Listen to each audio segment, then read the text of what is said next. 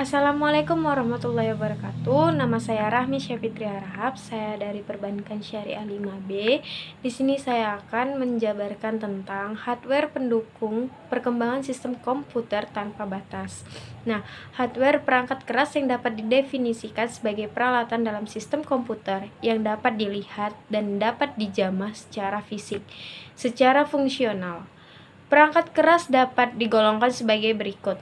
Yang pertama, personal komputer atau PC. Perangkat input dapat digunakan untuk memasukkan data ke dalam komputer sesuai dengan format yang diizinkan komputer untuk kemudian diolah dalam media pemproses. Contohnya, yang pertama keyboard, yang kedua mouse, yang ketiga hard disk, yang keempat floppy disk drive. Nah, yang kelima CD-ROM drive, dan yang keenam USB drive dan lain-lain. Kemudian ada perangkat output, digunakan untuk mengeluarkan hasil pengelolaan data dari media proses ke dalam pembentuk dan format yang bermacam-macam sesuai dengan keinginan manusia. Contohnya, yang pertama printer, yang kedua monitor, yang ketiga plotter, yang keempat proyektor, dan yang kelima LCD, serta lain-lainnya. Kemudian ada penyimpanan data, yaitu storage media, digunakan untuk menyimpan data hasil pengelolaan. Secara umum, media penyimpanan atau memori dapat dibagi menjadi dua. Yang pertama, random access memory atau RAM adalah media penyimpanan yang bersifat non-permanen. Data dan proses yang sedang dikerjakan akan disimpan ke dalam RAM selama komputer aktif atau hidup. Setelah komputer dimatikan atau daya listriknya dicabut, data dan proses akan dihapus. Kapasitas RAM harus mampu mengimbangi kinerja prosesor. Bila kapasitas RAM kecil, sedangkan proses yang dikerjakan banyak, maka RAM akan cepat penuh. Prosesor akan berhenti bekerja dan tidak dapat melaksanakan proses apapun. Keadaan ini bisa dikenal dengan istilah hang.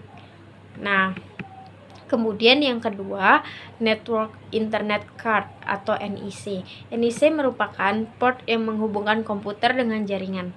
Port atau card ini bergabung dalam personal komputer yang nempel pada mainboard. Berdasarkan tipe bus, ada beberapa tipe Network Interface Card atau Network Card, yaitu ISA dan PCI.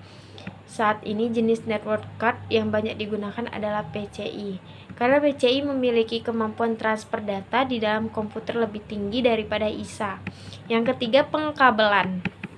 Nah, jaringan komputer adalah biasanya jaringan kabel yang menghubungkan satu sisi dengan satu yang lainnya.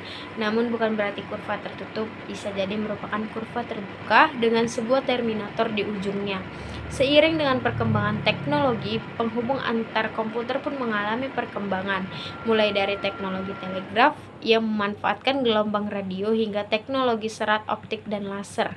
Pemilihan jenis kabel sangat terkait erat dengan topologi jaringan yang digunakan. Sebagai contoh untuk jenis topologi, ring umumnya menggunakan kabel fiber optik walaupun ada juga yang menggunakan twisted pair. Topologi bus banyak menggunakan kabel koaksikal. Sekian penjelasan dari saya. Apabila saya ada salah, saya mohon maaf. Wabillahi taufiq wal hidayah. Wassalamualaikum warahmatullahi wabarakatuh.